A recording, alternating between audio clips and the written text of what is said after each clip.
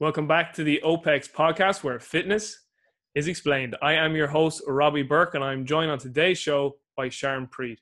Sharon is the head of the consultation module on the CCP Level 1 course. And on this episode, we discuss Sharon's background, Sharon's influences, how Sharon got involved with OPEX. We discuss the importance of consultation within the coaching process. I asked Sharon about the biggest lessons she has learned so far in her career. And finally, I asked Sharon the big question. If she could invite 5 people to dinner, dead or alive, who would she invite and why? Guys, this was a great episode with Sharon. I know you're going to love it. Stay with us. Okay, Sharon, we are recording. Thank you so much for making time. Just for the viewers and the listeners, myself and Sharon went back and forth with loads of emails because we were screwing up our time zones. Sorry, I was screwing up the time zones. You were actually being very patient. So thanks so much for making time. No worries. For the viewers and the listeners who aren't familiar with who you are, just fill us in on the background. Oh, well, who am I? I am the instructor of the CCP consulting portion of our CCP program. I've been with OPEX for a long time, teaching since 2011 now, and but been around the OPEX scene since 2007, 2008, somewhere in there. So kind of a OG OPEX person. So you were back when it was OPT at the time? Back in the OPT days, in the original compound in Calgary, yes. Wow. So, yep. Well, currently, what's your role now? Because I know you're not only with OPEX, you have your own sort of business, or you're part of a business firm up in Calgary. So what's the story there? Well, the story there is that, originally I got involved with OPEX or OPT back in the day as a client. So I was a client of an OPT coach, and then with James, and James released the CCP program. Prior to that, I was a software engineer, and I had just had a string of kids. I had 4 kids in 6 years, so I did AMRAP, 4 kids in 6 years. Love it. Yeah, nailed it. And I was just thinking about going back to work, and I had coached gymnastics sort of for 10 years as a teenager and through my university days, and I loved coaching. And I didn't love software engineering. I did not love like sitting in a computer coding and that sort of thing. And I just made the decision I wanted to do something I loved. And so I was kind of waffling on what that was. I hadn't found it yet. I had been seriously thinking about going back into gymnastics coaching. And then James released his CCP program. So he released that. I immediately signed up. Like, it was a no-brainer. I was like, boom, there it is. And the thing that got me the most about that program was the consulting piece, which at the time it was called lifestyle coaching. And it seemed very behavior-based. And I was taking behavior courses through the DeMartini Institute in Houston, Texas, just kind of for fun, just because I'm nerdy and I like to keep my brain alive. And so it just seemed like such a good combination, that behavior piece, coaching, which I love doing. So signed up for the courses, did the whole CCP, finished my case studies, officially certified as a CCP coach. And then I had the opportunity in Calgary. President of an oil company approached me. She knew what I was doing in terms of the CCP stuff, and I was working at a gym helping people. And she said, I would love to have some kind of corporate wellness program. Would you be interested in helping me build that? And I said, I will do the whole thing. And so I took the CCP model, which everything from the business systems, as it was called at the time, through assessment, nutrition, the now consulting, and of course the program design. And I use those as my pillars inside the corporate wellness program. So that's what I do in Calgary, is I literally day in and day out with clients do the exact same thing that coaches do it. I just do it on the 34th floor of a high-rise building in our corporate wellness facility. Awesome. That is awesome. So a question I love to ask every guest and every human that I get a chance to interact with or lucky enough to interact with is about their influences. So who would you say have been your biggest influences on you, not only professionally, but personally? That's a great question. I have a few that pop into my mind. So can I say a few? Does it have to be one? Oh no. Can be as many as you want. Okay. Well, I would say that my biggest influences, of course, were my parents. And they did it in a bit of a backwards kind of way, my dad was often sick. And so as a young kid, I watched him, and then I would watch other people, and I would think to myself, I'm like, does it have to be this way? Like, do you have to be this sick all the time? And so just watching him, and then watching my mom, deal with that and that sort of thing. And then watching him run through the medical system, doctor after doctor, prescription after prescription.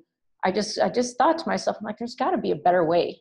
Like, it just can't be like this. Like, why him and why not all these other people?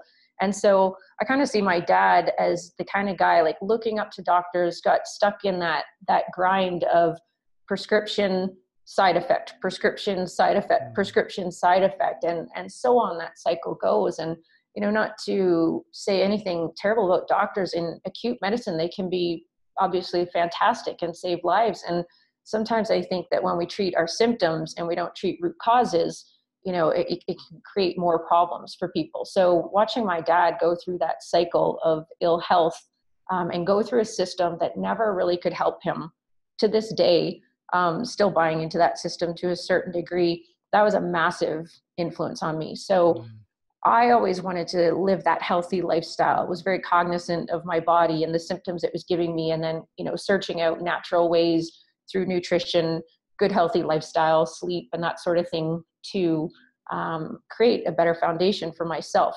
So massive influence there. I would say on the behavior standpoint, there's two major influences I have. One is Dr. John DeMartini. He has been an eye-opener for me in terms of like just looking at massive perspectives. So there's like, everyone likes to talk about the 50,000 foot view, but he is like a beyond stratospheric view of the world and human dynamics and behavior and that sort of thing. So of course he was a big influence. And then Ken Wilber is another one. Ken Wilber is, he's on the list of top spiritual leaders, but he's also an insanely good behavioralist, arguably probably one of the best in terms of being able to see why people do what they do and where they fit in terms of their development. Because people develop just like we develop our bodies through exercise, our behavior develops. And so he's been a huge influence in that. And then, of course, James Fitzgerald. He has been a massive influence on me in terms of empowering my body, health and wellness. And then, of course, a mentor as I took the knowledge that I had and then, brought it to CCP, had helped me develop my teaching style and working with coaches and that sort of thing. And he's been a huge influence as well. It's gas. You call him Jimmy Fitz. I call him Fitzy. You call him Fitzy? Yeah, I call him Jimmy Fitz. I was like, if you lived in Ireland, everyone call you Fitzy. Nobody call you Jimmy. Exactly. Is Martini still just sort of going around the world in his boat? Yeah, he. Last I heard, he still does. I haven't worked with him in probably like 4 years now. Yeah. I would say. But yeah, he still has his, but he rents it out. He's never there. He's too busy flying around the world, teaching.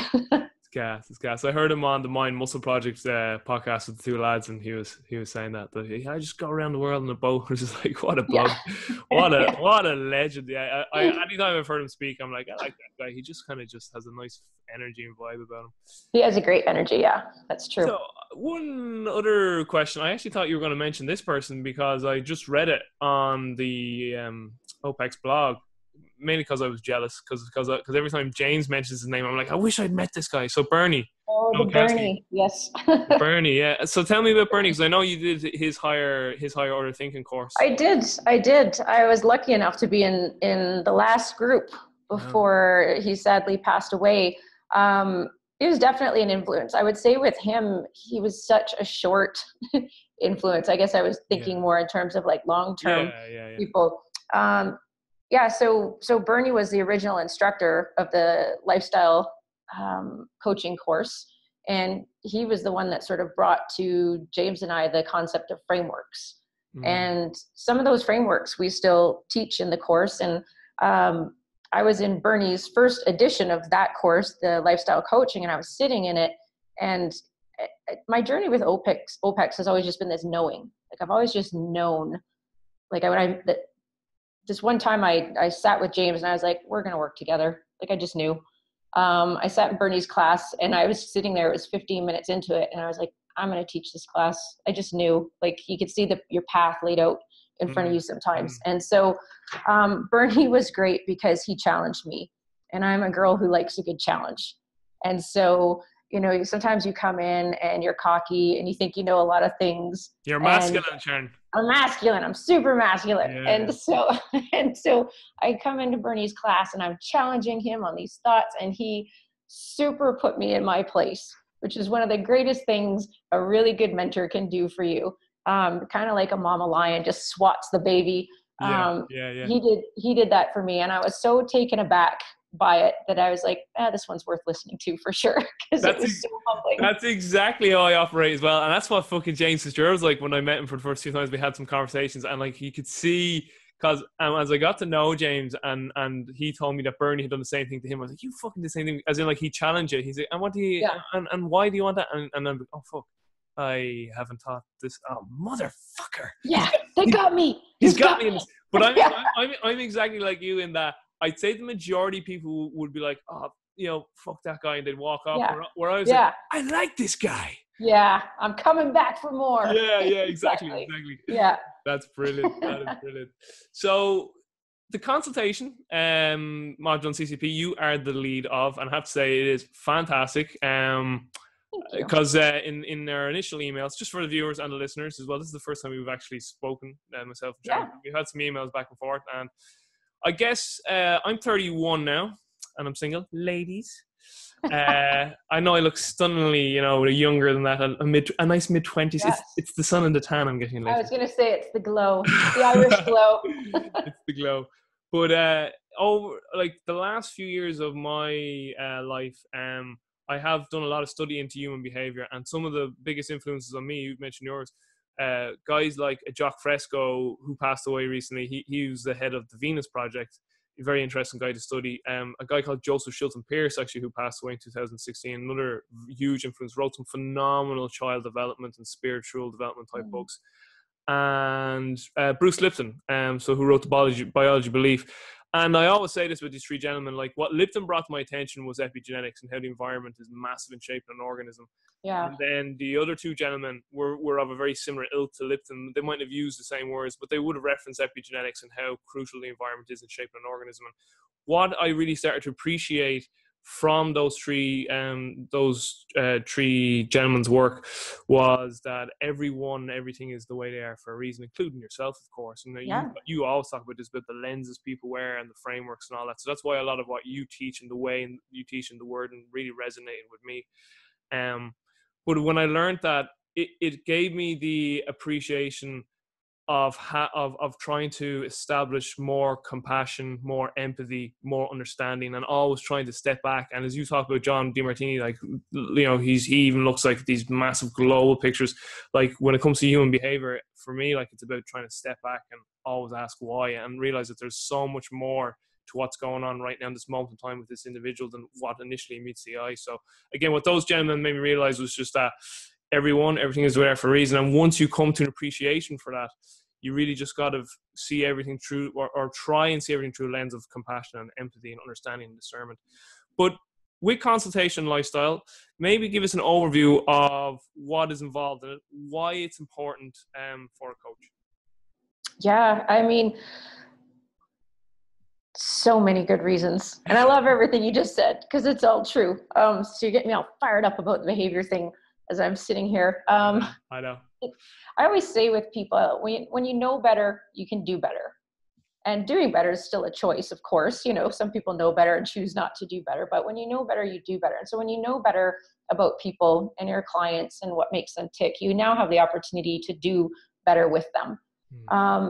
We're all human at the end of the day. And all humans, everyone does what they do for a really, really, really good reason.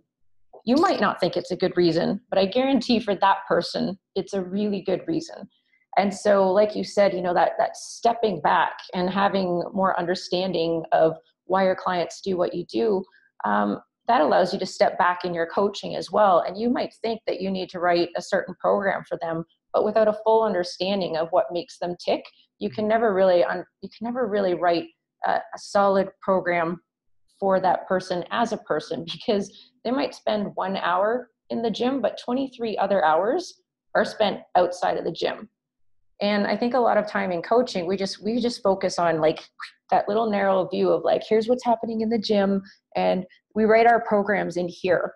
But they have a life, they have thoughts, they have feelings, they have families, they have stresses, they have, everything that we all have. And if you can write a program that encompasses those pieces as a coach, you're so much farther ahead than the industry as a whole, because the industry as a whole even sees people like this and pigeonholes them into ways of being, which is, I think, why people don't have long-term success with, guiding people along the health and wellness spectrum or the athlete spectrum or whatever spectrum that person is on. So in my course, I basically teach people how to go from here to that full spectrum understanding of what makes their clients tick. And then more importantly, how to write programs for how they tick, because it's so easy to say, well, walk a mile in someone else's shoes, but you have no idea what that's like. It's easier said than done. But there's some tools, there's some awareness, there's some understanding, and there's some really good questions that you can ask people to further understand what makes them tick. And when you have those in your toolkit as a coach, at the end of the day, you're going to get better results for your clients, because you're going to write programs that are in alignment with who they are. That's a great answer. And, in future episodes that we'll do, hopefully, we're definitely going to touch into all those type of topics. Yeah. A question I want to put to you: how important is it to know thyself, first of all? I mean, it's paramount. It's paramount. The other part of it's one thing to be able to see a client, see their big picture and objectify that. But guess what? You're still human too. Like, we as coaches are not robots. So we can live in a la world and say like, oh, well, once you understand what makes people tick, well, you'll never get mad and you'll always be fine with it. Well, that's not actually true. You're human. You have things that trigger you. You've got hot button things that, are touch points for you that are going to trigger emotions, piss you off, challenge you, make you upset. Like, when somebody's highest priorities and values, which I'm sure we'll talk about in the future, when those get triggered, that's where anger and upset comes from. So, and you're human, you're not exempt from that. All coaches are not exempt from that. So it's paramount to understand what those triggers are in you and what those pieces are, so that you don't actually project those onto your clients, including not just things that upset you, but things that are really, really important to you as a person. It's so easy to think, well, I think this way and I like this, so that person must like that as well. Like, you should do this because I believe that. Yeah, exactly. Don't should someone. What is it you always say? Don't should on someone. It's great. Yeah, don't shit on somebody. Yeah, we could have a good conversation about shitting. Oh, that's brilliant. But I know I mentioned Bruce Lipton as a huge influence on me, but that book, Biology of Belief, well, the main three tenets in the book was that the universe really is a quantum universe rather than a Newtonian one in terms of physics. That it's about epigenetics and not genetic determinism. And the third big thing was about the subconscious versus conscious mind. And, I suppose, and that was my first initial introduction into like the subconscious versus conscious mind, and that like our subconscious mind basically is like running our lives at that subconscious level the majority of the time, and how we perceive reality is generally through that subconscious mind lens. And it's just, so when I'm trying to explain to people, I'm always like, people are the way they are for a reason, and they're often oblivious to the reasons that they are the way that they are, because these belief systems they have are in their subconscious, and it's about bringing that subconscious to an awareness. Because I remember a great saying from Paul Chek. He's got two great sayings about what it is to be a spiritual person. The first one was, being spiritual is nothing more than being responsible for what you bring into creation moment to moment, which I think is a beautiful definition. Oh, that's a good one, yeah. But the other one he always talks about is, another definition of being spiritual is being aware of your awareness, which I think is a really, really good, like almost oxymoron. Yeah. It's really good. But just another thing I just want to touch on with the hot button thing, Paul Chek also says something too. He's like, when like somebody is just doing something, and you do have an appreciation for like everyone is the way they are for a reason, and everyone was, everyone's being influenced by their environment, but still something they do just annoys the bejesus out, as we would say here.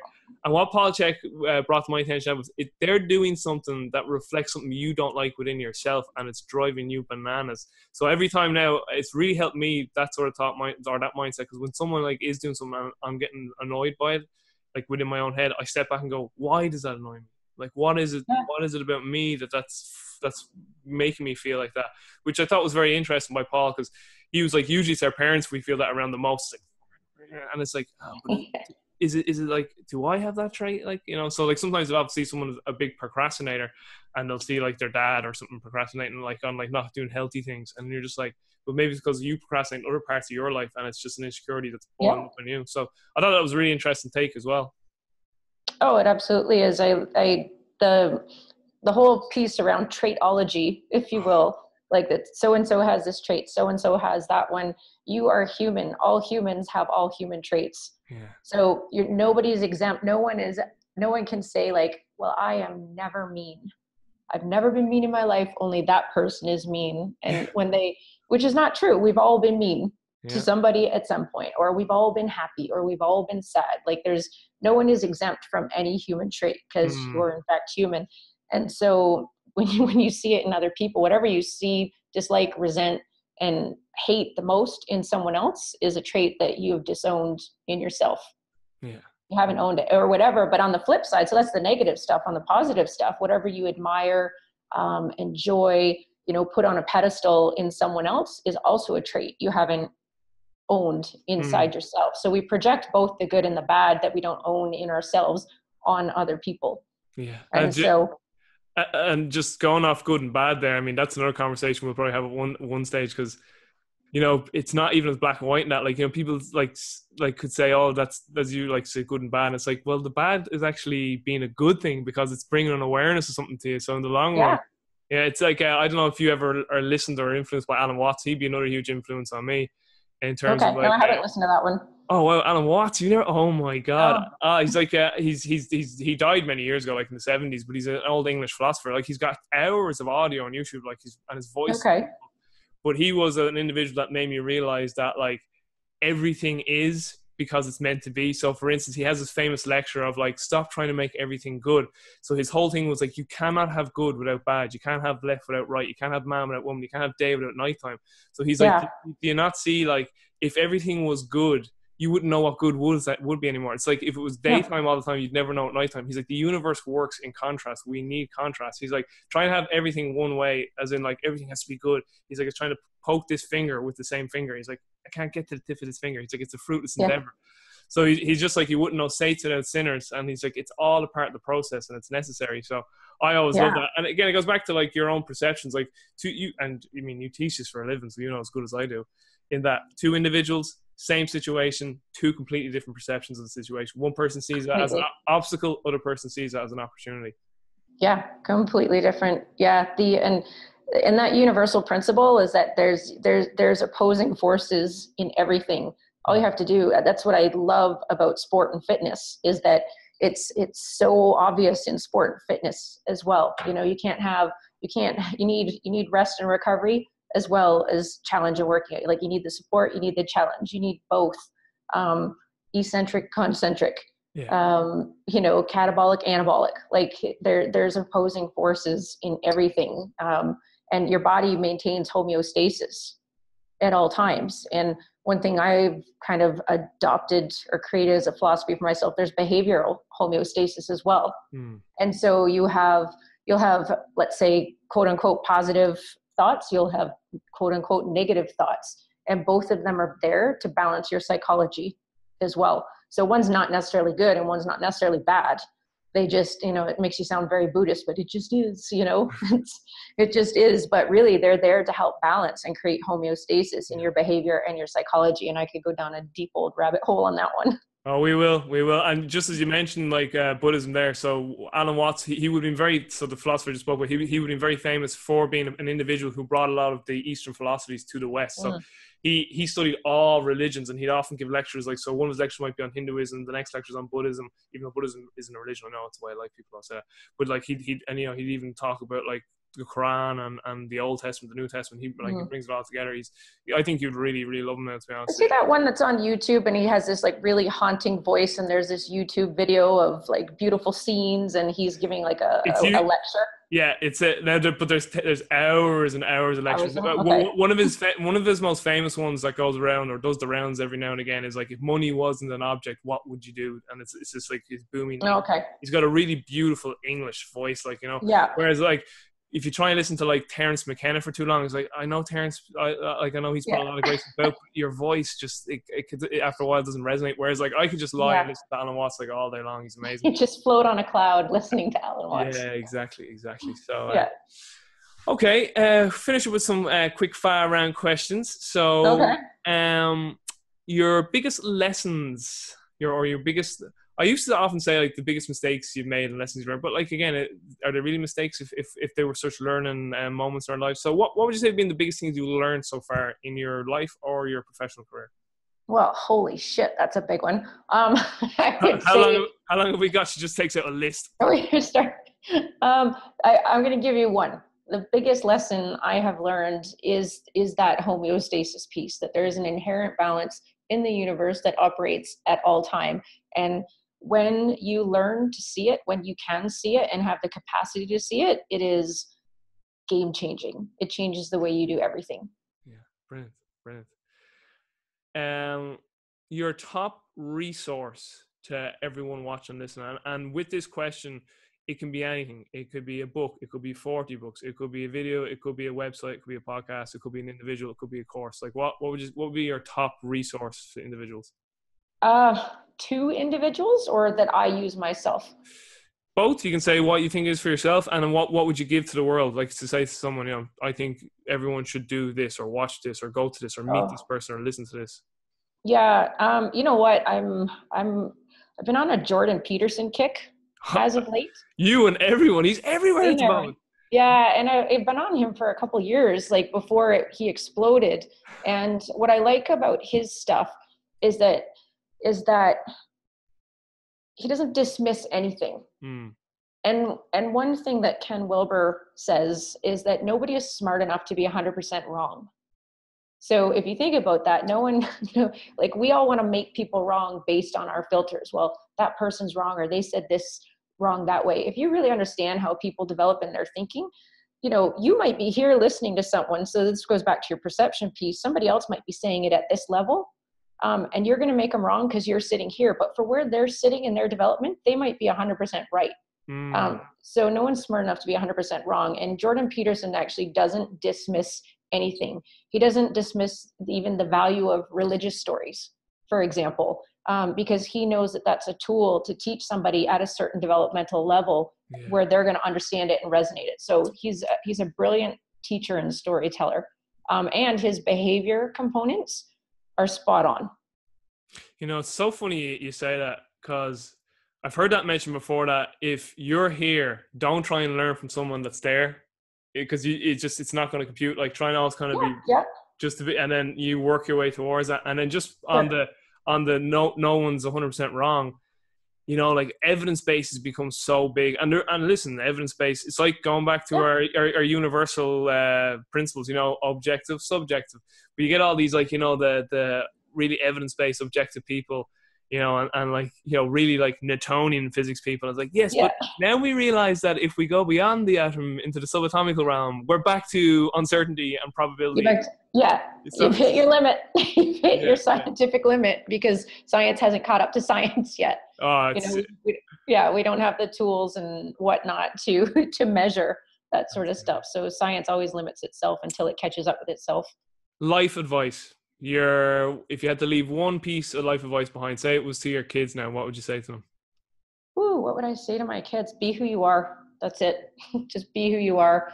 Don't be anyone else's version of who they think you should be. Just be you. Always. And clean up your room. God damn it. And I said that to my son this morning, because I walked in there and I was like, come on. Was he playing Minecraft? He was asleep, but I know he was playing Minecraft last night. Yeah. It was the same one in the video. That's an inside joke. You got to be on CCP to get that one. Yeah. And the yacht. Did you get your yacht yet? No, still not interested. I did find out there is in fact a Yachting Life magazine, which I had no idea. I was at an airport and I saw it and I was like, oh my God, this is so good. I should actually buy a copy and show people, like, look at, I'm taking steps towards my yacht. It's also an inside CCP joke. Slowly becoming a priority. Yeah, no, not even. So it's didn't even buy it. Yeah, I hope you didn't. Wait, get out of that, a yacht magazine. There's probably people. I don't think we have any yacht viewers anyway. Probably not. So that's your life advice and resources. What your current and top book recommendations? So what are you currently reading, and then what book would you give away as a gift to everyone? That's a good question. I would give away Peterson's 12 Rules for Life. Wow, he's really having an influence on you.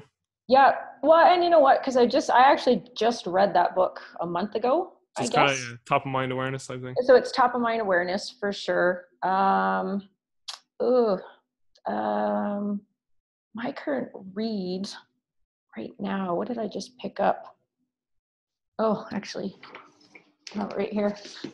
But I don't know that I would recommend this to a lot of people, but The 5 Dysfunctions of Team. Mike Boyle loves that book.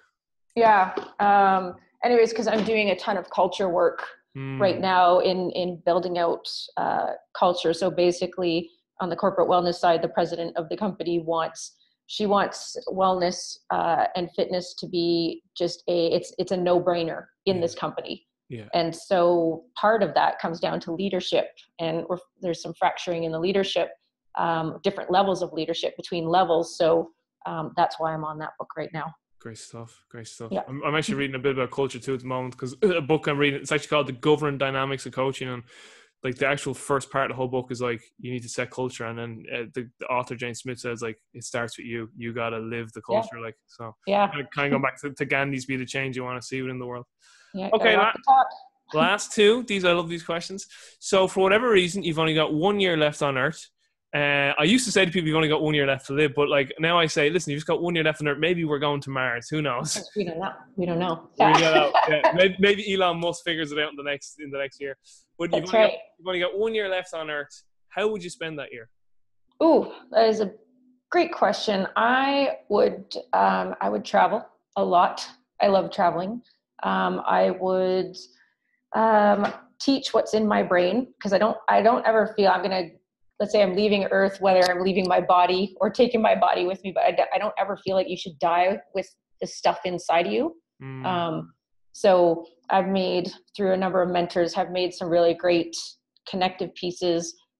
There's a book I'm working on right now, but it's still inside me and partially on my laptop, but I would just spew that out like a mother just to get it out of me. Yeah. And I would spend time with my kids. Yeah, great stuff. Okay, I'm over in Calgary, and for whatever reason, I've managed to track you down for dinner. You couldn't get out. You're like, oh shit, he's in town. That's all I know. I'm here. He knows you're here. Get away. Damn, he's found me. So we're gonna go. I invite you to dinner, and I tell you, listen, don't be freaked out. And you're like, you're pretty weird, and I'm kind of used to you already. But I've got magic powers, I say to you, and you're like, what are you talking about? I can bring people back from the dead. You're like, we're definitely not going to do it. No, hear me out, Sharon. Hear me out. I can bring people back from the dead. I got some strong smelling salts. Oh, wait, joking. But the question is, if you could invite 5 people to this dinner, dead or alive, who would you bring to the dinner and why? Oh, good question. 5. Yeah, 5. I would bring my grandma who passed away when I was 10.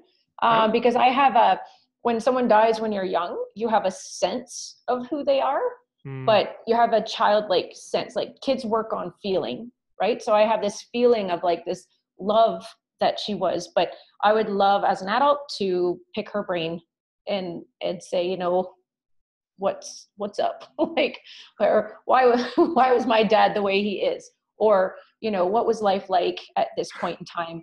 And she left some memoirs that she wrote, and some of them she tells the story of when her husband dies, and it actually makes me cry when I read it every single time, because it was just so much feeling. And I would I would just love to have that conversation with her of how she overcame such a tragedy.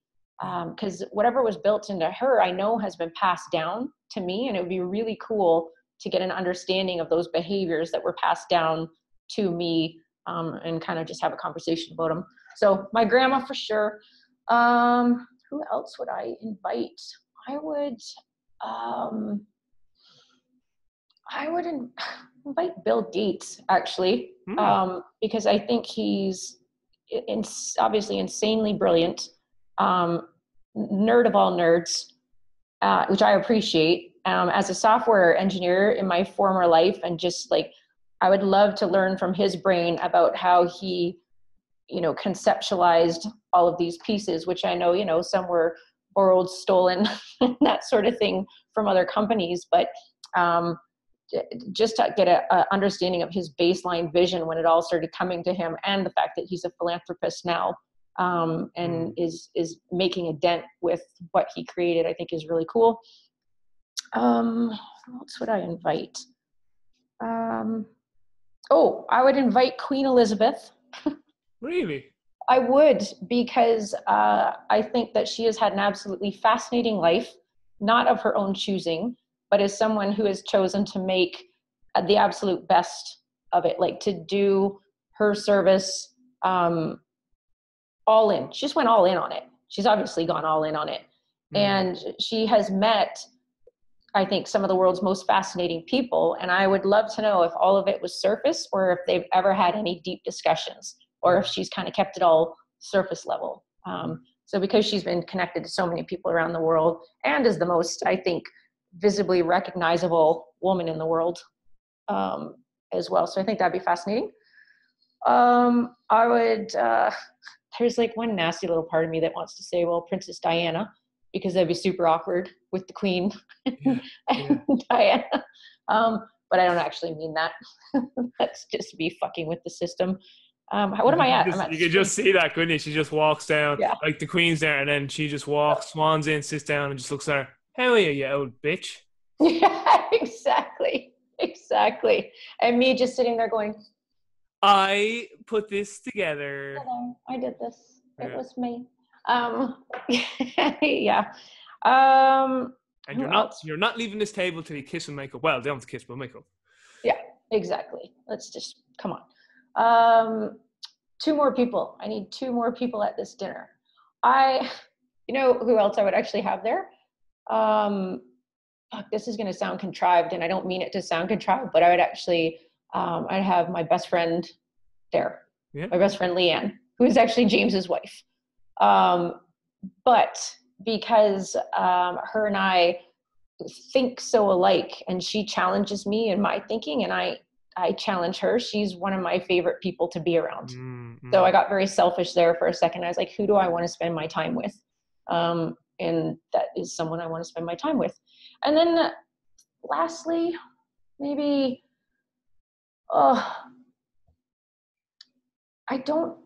this one is maybe because it's top of mind because I'm listening to one of his audiobooks right now, but Tony Robbins. And you mentioned him earlier, so I think you may have planted a seed. But Leanne and I actually incidentally went to Tony Robbins' seminar together in LA last year. Which was that Destiny? Yeah, I think, that's the 5-day one. Yeah. So we went to that in LA, and I know Leanne's a big follower of his, and so it actually might be interesting because I'm audiobooking his money book right now. I read that last year. It's very good. Yeah, it is quite good. And what I find interesting is so people like Tony and the Queen and that sort of thing is, yes, you could invite all the different people and have those connections, or you could connect with the person who's connected with all of those people, because there's a lot more built into that person than, dispersed amongst the many. So because he is such a connector, and he gets the behavior thing, like his documentary, the way he cuts through. And I talked to somebody who was one of the filmmakers on there, and they said, well, that segment that looks like it's 5 minutes actually took him an hour and a half to break through somebody on that. But his behavior stuff is actually, he doesn't get enough credit for it, but it's actually pretty clean. Yeah, that's his documentary is very good. I'm Not Your Guru. Is it? Have you Yes, seen the Queen Elizabeth series on Netflix? Is that on of Netflix? course I have. Yeah, Of course I I was have. thinking it had it. Yeah. I was thinking it had Well, it. I find that series so fascinating because it really gives you insight into what life must be like for that person that we've all seen our entire lives, and people judge her like crazy Oh yeah. without having any clue and concept of what it must be like on the other side of that castle wall. And Hmm. so I think that series has actually done a really good job on the behavior piece as well. Yeah, great stuff. Well, we're just on time here. 45 minutes we had Okay, in. perfect. Yeah, I won't go any further because there is a question I want, but I'll save it for the next day. But is there Okay. any other parting words, or is there anything that I didn't ask that you would have liked me to have asked? I think that you and I are going to have a number of conversations in the future because we think the same way. And so I think whatever I might be thinking that you didn't ask, or Yeah. the question you have on the back burner, I think that'll be our next chat. All right, so guys, an absolutely whopper. So for the US listeners, whopper in Ireland means really, really good. Like it was like we have this. It's so funny. We have another word. We say deadly. Like, oh, that was deadly. Oh, And yeah. any of my American friends go, so is that good or bad? Because like deadly's like bad here, and we're like, oh no, deadly Yeah. means like great. You Uh, know what? Deadly meant good in the 80s. oh, Like in the 80s, there was like deadly. there you go. Yeah, I'll take it. So, for viewers and listeners, thanks so much for downloading this or watching this. And as I say at every show, subscribe to the YouTube channel, subscribe to us on whatever podcast app you listen to. But from me, Robbie Burke, and OPEX Podcast, where the fitness, as you see, is explained. And from Sharon, you can say goodbye. Bye. She did a little wave there for the. I did a little wave. It's like a queen wave. Goodbye. All right. See you later, guys. Peace.